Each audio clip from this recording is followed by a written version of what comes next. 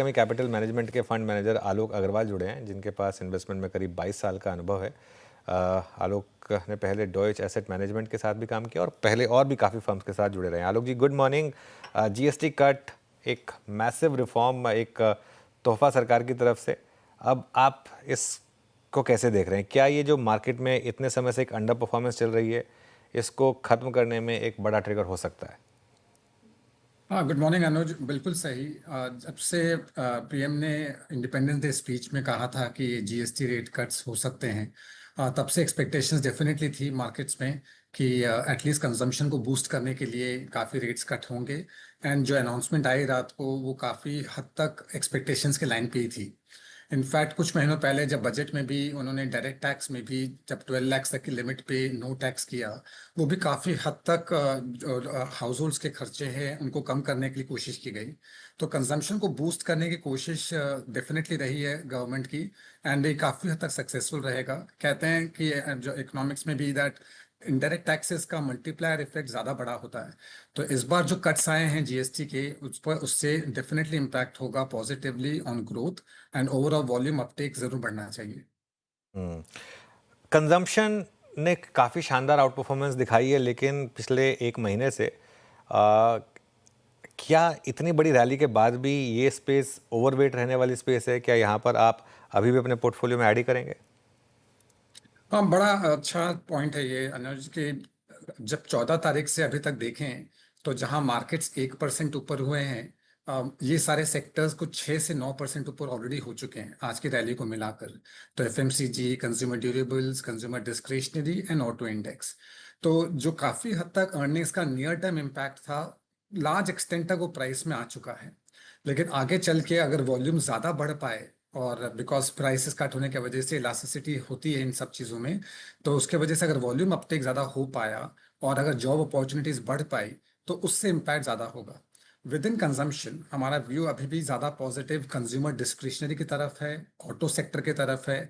लेकिन एफएमसीजी एक ऐसा एरिया है जो यस बहुत लो वॉल्यूम ग्रोथ हो रहे थे लास्ट सेवरल क्वार्टर से।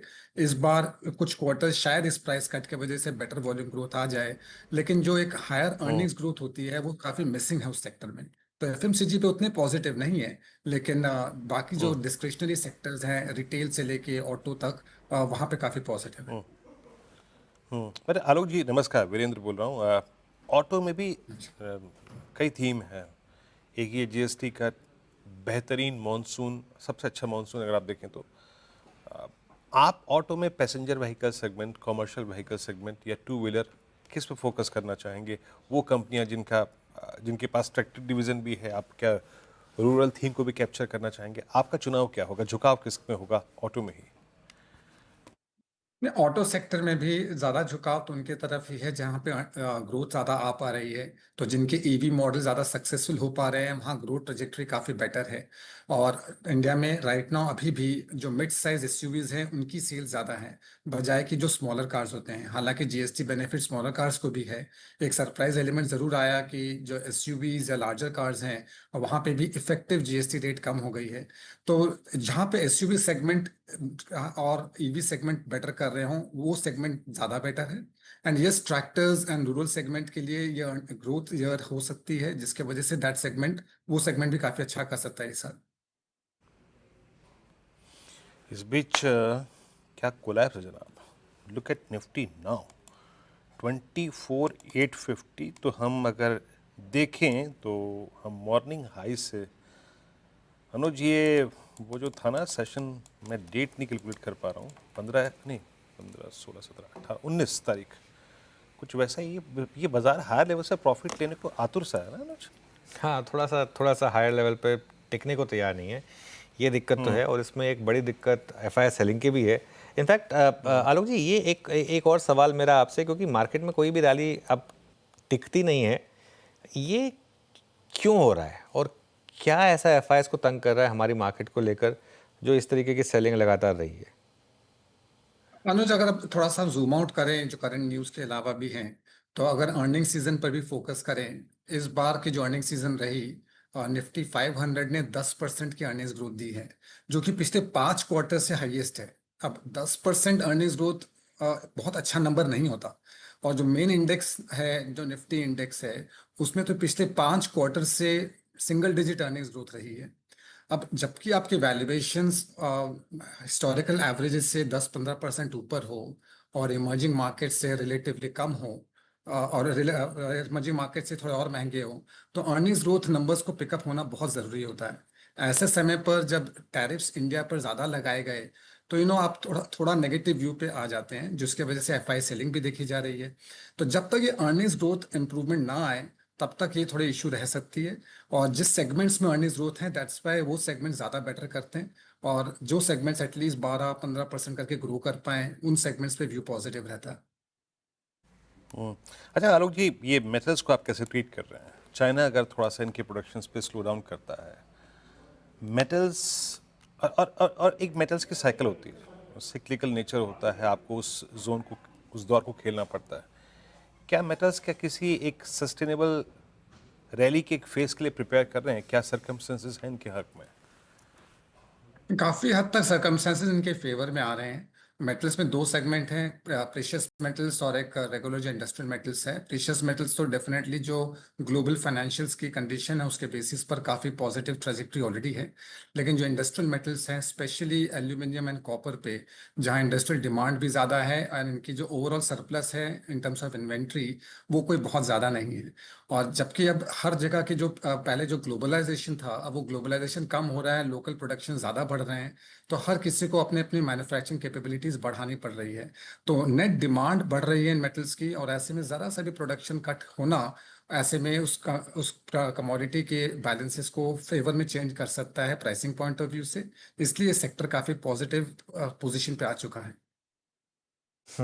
अच्छा, इंश्योरेंस स्टॉक्स को लेकर अब आपका क्या व्यू है? क्योंकि एक पूरे के पूरे इस जीएसटी के मामले में यही एक ऐसा सेक्टर रह गया जिसमें लोगों को थोड़ी सी अब कन्फ्यूजन है कि ये नेट पॉजिटिव है या नेट नेगेटिव है। आपका क्या व्यू रहेगा इस पर?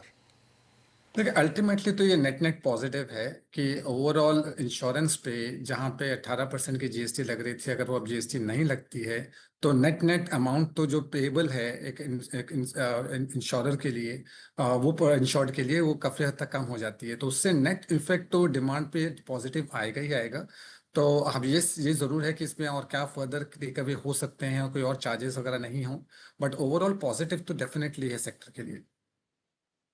रोल पॉजिटिव है। अच्छा, एक जीएसटी कट्स वगैरह इन सबको हटा दें, इसके अलावा आपके लिए कोई यहाँ से आगे जाते हुए कोई सनराइज सेक्टर्स हैं क्या? जैसे पिछले 3-4 साल में डिफेंस ने अच्छे मूव्स दिखाए थे, रेलवेज ने अच्छे मूव दिखाए थे, कैपिटल मार्केट से जुड़े स्टॉक्स में मैसिव री रेटिंग रही, ईएमएस स्टॉक्स में मैसिव री रेटिंग रही। ऐसा कोई कैंडिडेट है क्या अगले 4-5 साल के लिए जो इस मार्केट को थोड़ा सा एक लीड कर सके? काफी सारे सेगमेंट्स हैं अनुज, जो मेन इंडाइसेस में तो नहीं है वो।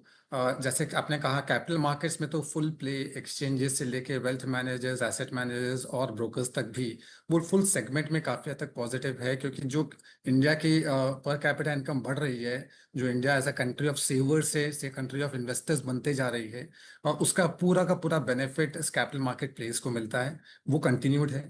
ईएमएस पे ऑलरेडी व्यू पॉजिटिव रहा भी है, नंबर्स अच्छे ग्रोथ आए भी हैं। और आगे लगता भी है कि क्योंकि गवर्नमेंट अगर और मैन्युफैक्चरिंग पे भी फोकस है और कंजम्पशन भी बढ़ाना है, तो इन पे फर्दर और पीएलआईज भी आ सकते हैं। तो वो सेगमेंट भी काफ़ी हद तक पॉजिटिव है। लेकिन ट्रैवल एक ऐसा सेगमेंट है जो स्पोरैडिक या बीच बीच में अच्छा करता है, लेकिन वो सेगमेंट में काफ़ी हद तक पॉजिटिव रह सकती है। स्पेशली बिकॉज होटल्स पे भी जो 7,500 से कम के रेट वाले रूम्स हैं, उस पे भी जीएसटी रेट्स कट हुए हैं। तो ओवरऑल सेगमेंट पे जो होटल से लेके aviation and whole travel sector है, ट्रैवल सेक्टर पे व्यू भी काफ़ी हद तक पॉजिटिव है। तो डिस्क्रिशनरी साइड भी जितनी स्पेंडिंग है, खाली प्रोडक्ट्स ही नहीं, जो सर्विसेज पे भी स्पेंडिंग होती है, दो सेगमेंट्स पे व्यू काफ़ी पॉजिटिव है। उन पे लंबा ग्रोथ नंबर्स लंबे समय के लिए रह सकते हैं। अच्छा आलोक जी, अब आईटी पे आप लोग क्या कॉल ले रहे हैं? आईटी अभी भी एक बहुत टफ फेज में है। यूएस इकोनॉमी, साथ ही साथ वहाँ पे बढ़ते हुए टैरिफ के इन्फ्लेशंस का प्रेशर, Q3 में जो वहाँ पे इन्फ्लेशन की पिक्चर बन रही है, उसको देखते हुए,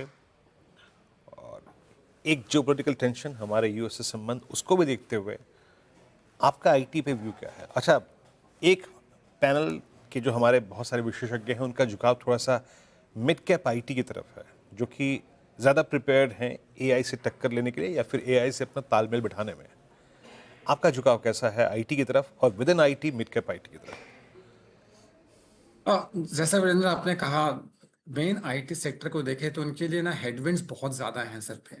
जो इनकी ओवरऑल ग्रोथ और अर्निंग ज़्यादा यूएस से आती है, और यूएस में ऑलरेडी एआई के वजह से भी और ओवरऑल थोड़े स्लो डाउन के वजह से भी टोटल जो स्पेंडिंग है इंटरनेट पे और आउटसोर्सिंग पे, वो काफ़ी हद तक कम हो सकती है।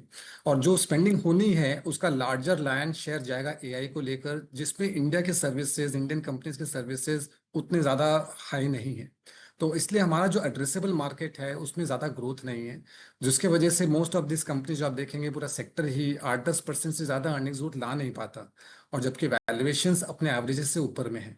तो वो सेक्टर पे ग्रोथ लाना रेवेन्यू पे भी मुश्किल है। एआई आने के वजह से उसमें मार्जिन्स तक की भी दिक्कत है। तो जब जिस सेक्टर में रेवेन्यू और मार्जिन्स दोनों पे क्वेश्चन मार्क हो, वहाँ एटलीस्ट अर्निंग्स ग्रोथ का प्रोजेक्शन अच्छा बनाना बड़ा मुश्किल होता है, और जबकि वैल्यूएशन सस्ते ना हो तो व्यू पॉजिटिव बनाना और मुश्किल हो जाता है।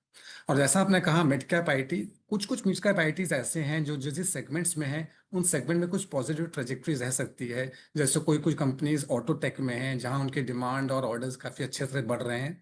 तो जो स्पेसिफिक सेगमेंट्स को कैटर करते हैं और जहां ग्रोथ विजिबिलिटी हायर है, वो ओवरऑल आईटी से अलग रह के बेटर कर भी सकते हैं, बट उस सेक्टर पे as a whole view negative है।